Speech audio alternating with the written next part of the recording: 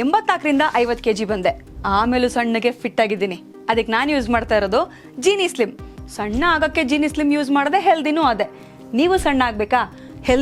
ಮೊದಲನೇದಾಗಿ ಯತ್ನಾಳ್ಗೆ ಕೇಂದ್ರ ಶಿಸ್ತು ಸಮಿತಿ, ಬಿಜೆಪಿಯ ಶಿಸ್ತು ಸಮಿತಿ ನೋಟಿಸ್ ಅನ್ನು ಕೊಟ್ಟಿತ್ತು. ಆ ನೋಟಿಸ್ಗೆ ಉತ್ತರವನ್ನು ಕೊಟ್ಟಿದ್ದಾರೆ. ಉತ್ತರ ವಿಜಯೇಂದ್ರ ತತ್ತರವಾಗುವಂತೆ ಇದೆ. ಅಷ್ಟಕ್ಕೂ ಅದರಲ್ಲಿ ಏನಿದೆ ಅಂತ ನೋಡೋದಾದ್ರೆ, ಬಿಜೆಪಿ ರಾಜ್ಯಾಧ್ಯಕ್ಷ BY ವಿಜಯೇಂದ್ರ ಹಾಗೂ ಶಾಸಕ ಬಸನಗೌಡ ಪಾಟೀಲ್ ಯತ್ನಾಳ್ ಬಣಗಳ ನಡುವಣ ಸಂಘರ್ಷ ತೀವ್ರಗೊಂಡ ಬೆನ್ನಲ್ಲೇ ಪಕ್ಷಕ್ಕೆ ಮುಜುಗರ ತರುವಂತಹ ಹೇಳಿಕೆಗಳನ್ನ ನೀಡುತ್ತಿರುವುದಕ್ಕಾಗಿ ಯತ್ನಾಳ್ಗೆ ಬಿಜೆಪಿ ಕೇಂದ್ರ ಶಿಸ್ತು ಸಮಿತಿ ನೋಟಿಸ್ ಅನ್ನು ಕೊಟ್ಟಿತ್ತು. 72 ಗಂಟೆ ಒಳಗೆ ಉತ್ತರಿಸುವಂತೆ ಖಡಕ್ ಸೂಚನೆ ಕೊಟ್ಟಿತ್ತು. ಈ ನೋಟಿಸ್ಗೆ ಯತ್ನಾಳ್ ಉತ್ತರವನ್ನೇ ನೀಡಿರಲಿಲ್ಲ. ಆದರೆ ಇದೀಗ ಅವರ ಹಿತೈಷಿಗಳು, RSS ನಾಯಕರು, ಯಾರು ಅವ್ರ ಹಿಂದೆ ಇದ್ರಲ್ಲ ದೊಡ್ಡ ನಾಯಕರು, ಅವರ ಎಲ್ಲ ಸಲಹೆಯಂತೆ ಇದೀಗ ಉತ್ತರವನ್ನು ಕೊಟ್ಟಿದ್ದಾರೆ. ಇನ್ನು ಈ ಉತ್ತರದಲ್ಲಿ ವಿಜಯೇಂದ್ರ ತತ್ತರವಾಗುವಂಥ ಒಂದಷ್ಟು ಅಂಶಗಳು ಇದೆ. ಏನಿದೆ? ಕೇಂದ್ರ ಶಿಸ್ತು ಸಮಿತಿ ನೋಟಿಸ್ಗೆ ಯತ್ನಾಳ್ 9 ಪುಟಗಳ ಉತ್ತರವನ್ನು ಕೊಟ್ಟಿದ್ದಾರೆ. ಇಮೇಲ್ ಮೂಲಕ ಉತ್ತರವನ್ನು ಕೊಟ್ಟಿದ್ದಾರೆ. ಇದರೊಂದಿಗೆ ನೋಟಿಸ್ ದೊರೆತ 72 ಗಂಟೆಗಳ ಒಳಗಾಗಿಯೇ ಉತ್ತರ ನೀಡಿದಂತಾಗಿದೆ. ಶಿಸ್ತು ಸಮಿತಿಯ ನೋಟಿಸ್ಗೆ ಉತ್ತರ ನೀಡೋದಕ್ಕೆ ಏನೂ ಇಲ್ಲ ಅಂತ ಯತ್ನಾಳ್ ಕೆಲವು ದಿನಗಳ ಹಿಂದೆ ಹೇಳಿದರು. ಆದರೆ ಒಂದಷ್ಟು ಅವರ ಸಲಹೆಗಾರರು, ಯಾರು ಅವ್ರ ಬೆನ್ನಿಂದ ಇದ್ದಾರಲ್ಲ ದೊಡ್ಡ ನಾಯಕರು, ಅವರೆಲ್ಲ ಸೇರಿ ಇಲ್ಲ ಹಂಗೆ ಮಾಡೋ ತಪ್ಪಾಗುತ್ತೆ, ಉತ್ತರವನ್ನು ಕೊಡಿ ಅಂತ ಹೇಳಿದರು. ಅದರ ಒಂದಷ್ಟು ವಿವರ ಲಭ್ಯ ಆಗ್ತಾ ಇದೆ. ವಿಜೇಂದ್ರ ವಿರುದ್ಧ ದೂರುಗಳ ಸರಮಾಲಿಯನ್ನೇ ಈ ಒಂದು ನೋಟಿಸ್ನ ಉತ್ತರದಲ್ಲಿ ಕೊಟ್ಟಿದ್ದಾರೆ ಅಂತ.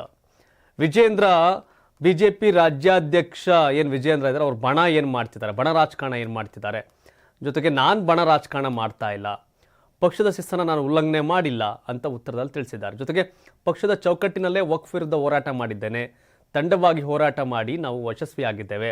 ವಕ್ಫ್ ಕುರಿತು ಹೋರಾಟವನ್ನು ಉನ್ನತ ನಾಯಕರು ಸಮರ್ಥಿಸಿಕೊಂಡಿದ್ದಾರೆ. BY ವಿಜಯೇಂದ್ರ ಏಕಪಕ್ಷೀಯ ನಿರ್ಧಾರ ಕೈಗೊಳ್ತಿದ್ದಾರೆ. ಕಾರ್ಯಕರ್ತರು, ನಾಯಕರ ಭಾವನೆಯನ್ನು ವ್ಯಕ್ತಪಡಿಸಿದ್ದೇನೆ ಅಂತ ಯತ್ನಾಳ್ ಆ ಉತ್ತರದಲ್ಲಿ ತಿಳಿಸಿದ್ದಾರೆ.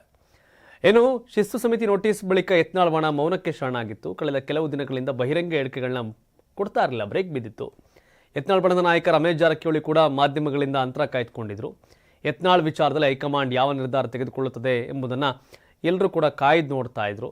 ಆದರೆ ಇದೀಗ ಈ ಉತ್ತರದಲ್ಲಿ ವಿಜಯೇಂದ್ರ ವಿಧಾನಸಭೆ ಚುನಾವಣೆಯಲ್ಲಿ ಹೇಗೆ ಕಾಂಗ್ರೆಸ್ ಜೊತೆ ಕೈ ಜೋಡಿಸಿದ್ರು, DK ಶಿವಕುಮಾರ್ ಜೊತೆ ಕೈ ಜೋಡಿಸಿದ್ರು, ಹೇಗೆ BJPಯ ಒಂದು 20-25 ಜನ ನಾಯಕರನ್ನ MLA ಚುನಾವಣೆಯಲ್ಲಿ ಸೋಲಿಸಿದ್ರು, ಅದೆಲ್ಲ ಆದಮೇಲೆ ಹೈಕಮಾಂಡ್ ಅವ್ರನ್ನ ಲೋಕಸಭೆ ಚುನಾವಣೆಗೆ ಮುನ್ನ BJP ರಾಜ್ಯಾಧ್ಯಕ್ಷನಾಗಿ ಮಾಡ್ತು. ರಾಜ್ಯಾಧ್ಯಕ್ಷ ಮಾಡಿದ್ಮೇಲೂ ಸಹ 4-5 ಲೋಕಸಭಾ ಕ್ಷೇತ್ರದಲ್ಲಿ ಹೇಗೆ BJPನ ಸೋಲಿಸಿದ್ರು, ಕಾಂಗ್ರೆಸ್ಸನ್ನು ಗೆಲ್ಲಿಸಿದ್ರು. ಹಾಗಾಗಿ ವಿಜಯೇಂದ್ರಗೆ ಪಕ್ಷಕ್ಕಿಂತ ತನ್ನ ಟೀಮ್ ಮುಖ್ಯ, ತನ್ನ ಹಿತಾಸಕ್ತಿ ಮುಖ್ಯ ಅನ್ನೋದನ್ನು ಈ ಉತ್ತರದಲ್ಲಿ ಕೊಟ್ಟಿದ್ದಾರೆ ಅಂತ. ಏಕೆಂದರೆ ವಿಜಯೇಂದ್ರ ವಿಧಾನಸಭೆ ಚುನಾವಣೆಯಲ್ಲಿ JDS BJP ಮೈತ್ರಿಯಾಗಿಯೂ ಸರ್ಕಾರ ಬರಬಾರ್ದು, ಆ ಮಟ್ಟಿಗೆ ಹೀನಾಯವಾಗಿ BJP ಸೋಲಬೇಕು ಅನ್ನೋ ಲೆಕ್ಕಾಚಾರದಲ್ಲಿ ಲಿಂಗಾಯತ ಪ್ರಾಬಲ್ಯದ ಕ್ಷೇತ್ರಗಳಲ್ಲೇ BJPನ ಸೋಲಿಸಿದ್ರು. ನೀವು ನೋಡ್ಬೋದು, ಗುಂಡ್ಲುಪೇಟೆ ಆಗ್ಬೋದು, ಕಡೂರು ಆಗ್ಬೋದು, ಈಗ ತರೀಕೆರೆ, ಹಿಂಗೆಲ್ಲ ಸೇರಿದಂಗೆ ಲಿಂಗಾಯತ ಪ್ರಾಬಲ್ಯದಲ್ಲಿ BJP ಗೆಲ್ತಿತ್ತು, ಅಲ್ಲೇ BJP ಸೋಲೋವಂಗೆ ವಿಜಯೇಂದ್ರ ಮಾಡಿದ್ರು. ಅದಲ್ಲದೆ CT ರವಿ ಅವ್ರನ್ನ ಸೋಲಿಸಿದ್ದು, ಹೀಗೆ ಒಂದಷ್ಟು ಕಡೆ ಚಿಕ್ಕನಾಯಕನಹಳ್ಳಿ ಸೋಲು, ತಿಪ್ಟೂರು ಸೋಲು. ಸೊ ಹೀಗೆ BJP ಕ್ಯಾಂಡಿಡೇಟ್ಗಳನ್ನೇ, ಜೊತೆಗೆ JDS ಕೂಡ ಗೆಲ್ಲಬಾರ್ದು, ಕಾಂಗ್ರೆಸ್ ಗೆಲ್ಲಬೇಕು ಅನ್ನೋ ಅಜೆಂಡಾದಲ್ಲಿ ವಿಜಯೇಂದ್ರ ವಿಧಾನಸಭೆ ಚುನಾವಣೆಯಲ್ಲಿ ವರ್ಕ್ ಮಾಡಿದ್ರು. ಜೊತೆಗೆ ಲೋಕಸಭೆಯಲ್ಲಿ ದಾವಣಗೆರೆ ಸೋಲಿಸಿದ್ದು, ಕೊಪ್ಪಳ ಸೋಲಿಸಿದ್ದು, ಬೀದರ್ ಸೋಲಿಸಿದ್ದು, ಚಿಕ್ಕೋಡಿ ಸೋಲಿಸಿದ್ದು, ಹಾಸನದಲ್ಲಿ ವಿಜಯೇಂದ್ರ ಬಲಗೈ ಬಂಟ ಪ್ರೀತಮ್ ಗೌಡ ನಿಂತ್ಕೊಂಡು ಕಾಂಗ್ರೆಸ್ ಗೆಲ್ಲಿಸಿದ್ದು, ಎಲ್ಲ ಅಂಶಗಳನ್ನೂ ಕೂಡ ಯತ್ನಾಳ್ ಈಗ ಹೈಕಮಾಂಡ್ ಉತ್ತರವನ್ನು ಕೊಟ್ಟಿದ್ದಾರೆ. ಈ ಥರ ಪಕ್ಷ ವಿರೋಧಿ ಚಟುವಟಿಕೆ ಮಾಡಿರೋದು ವಿಜಯೇಂದ್ರ. ರಾಜ್ಯಾಧ್ಯಕ್ಷನಾಗಿಯೂ ಸಹ BJPಗೆ ವಿಷ ಆಗ್ತಿರೋದು ವಿಜಯೇಂದ್ರ. ರಾಜ್ಯದಲ್ಲಿ BJP ಕಟ್ಟಪ್ಪ ಅಂದರೆ ಟೀಮ್ ಕಟ್ಕೊಂಡು ನಿಂತಿರೋದು ವಿಜಯೇಂದ್ರ. ತನ್ನ ಜೊತೆ ಇರೋ ಪಟಾಳಂ ಕಟ್ಕೊಂಡೇ ಪಾರ್ಟಿ ಕಟ್ತೀನಿ ಅಂತ ಹೊರಟಿದ್ದಾರೆ. ಹಿರಿಯರನ್ನ ನೆಗ್ಲೆಕ್ಟ್ ಮಾಡಿದ್ದಾರೆ. ಕಾರ್ಯಕರ್ತರು ಬೇಜಾರಾಗಿದ್ದಾರೆ, ನಾಯಕರು ಬೇಜಾರಾಗಿದ್ದಾರೆ.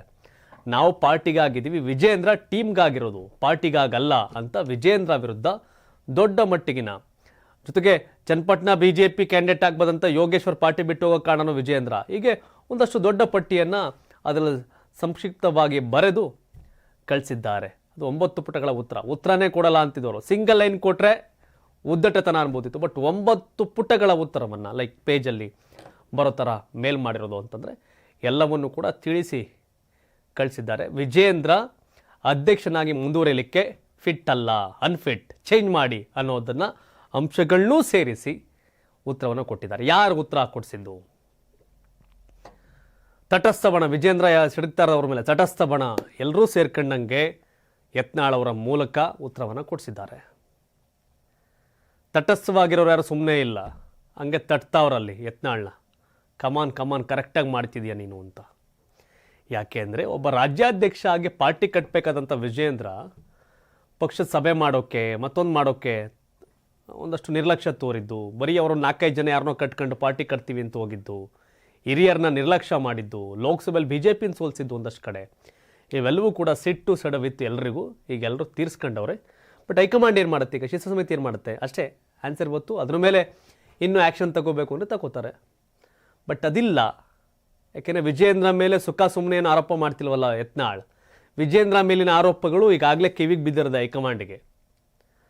ಹಾಗಾಗಿ ಯಡಿಯೂರಪ್ಪ ಅಷ್ಟು ಸ್ಟ್ರಾಂಗ್ ಅಲ್ಲ ವಿಜೇಂದ್ರ. ಯಡಿಯೂರಪ್ಪನೇ ವಿಜೇಂದ್ರನೇ ತಿಣಕಾಡಿ ಒದ್ದಾಡಿ ಇಂಡಿಪೆಂಡೆಂಟ್ ಕ್ಯಾಂಡಿಡೇಟ್ ನಾಗರಾಜ್ ಗೌಡ ಕಾಂಗ್ರೆಸ್ಸಿನ ನಿಂತಿದ್ರೆ ವಿಜೇಂದ್ರ ಶಿಕಾರಿಪುರ ಗೆಲ್ತಿರಲಿಲ್ಲ.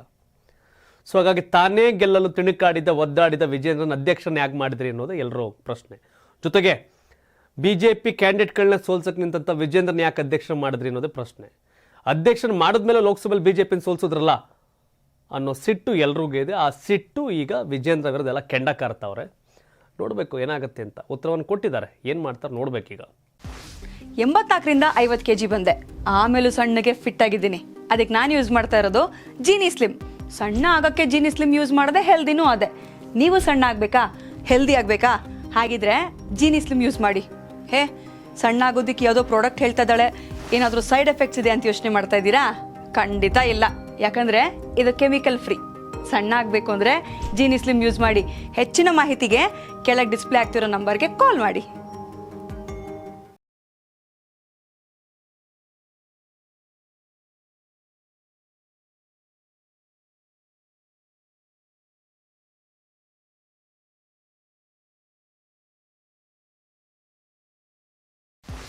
ಎಂಬತ್ನಾಲ್ಕರಿಂದ 50 kg ಬಂದೆ, ಆಮೇಲೂ ಸಣ್ಣಗೆ ಫಿಟ್ ಆಗಿದ್ದೀನಿ.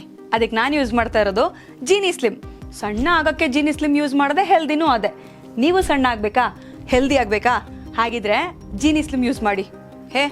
ಸಣ್ಣ ಆಗೋದಕ್ಕೆ ಯಾವುದೋ ಪ್ರಾಡಕ್ಟ್ ಹೇಳ್ತಾ ಇದ್ದಾಳೆ, ಏನಾದರೂ ಸೈಡ್ ಎಫೆಕ್ಟ್ಸ್ ಇದೆ ಅಂತ ಯೋಚನೆ ಮಾಡ್ತಾ ಇದ್ದೀರಾ?